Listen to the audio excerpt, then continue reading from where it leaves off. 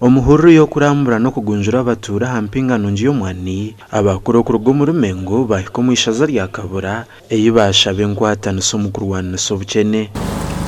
Twige okukolera awamu kubanga Omuganda agamba nti agali awamu agaluma ennyama. Amannyo bwe gaba tegali wamu ennyama eyinza okutawaanya okulya. N'obulamu bw'oba oyagala kwemalirira nga toyagala kukola na balala, enkulaakulana eba yakasoobo. Katikkiro nayongera agira ngu okuhinga kuruma amagoba waabo tiireho omutuma baitu kutari okukola ebyokubanganisa. Ekiremesa abayigiriza okufuna mu bulunzi n'obulimi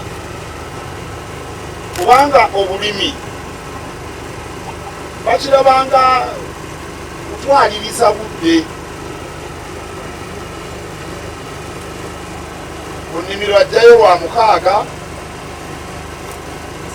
saawa awo 4:05 ate bwe ziwerera 6 awo 7-8 agala kunoonya banne bagende banywe ku kagundi kano ke mutegedde n'okalya. Naye bw'oba oyagala okufuna mu nnimiro oba mu ddundiro olina okuwaayo obudde.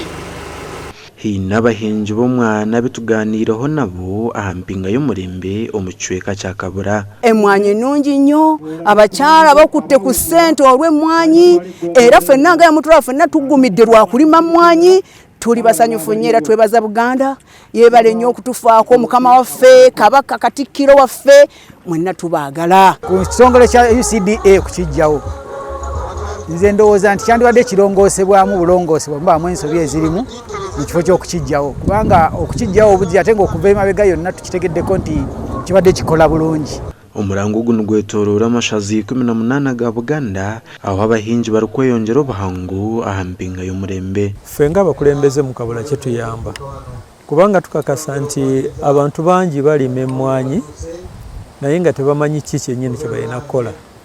Katikkiro bw'ajja abantu beeyongera okumanya nti kuno kukkaatiriza kulima mmwanyi. Gamu mu magombora garambwirwe garimu Kinuuka, Kaliro, Kashagama hamwe na Lyantonderuro. Gesha kwa Sandeke William.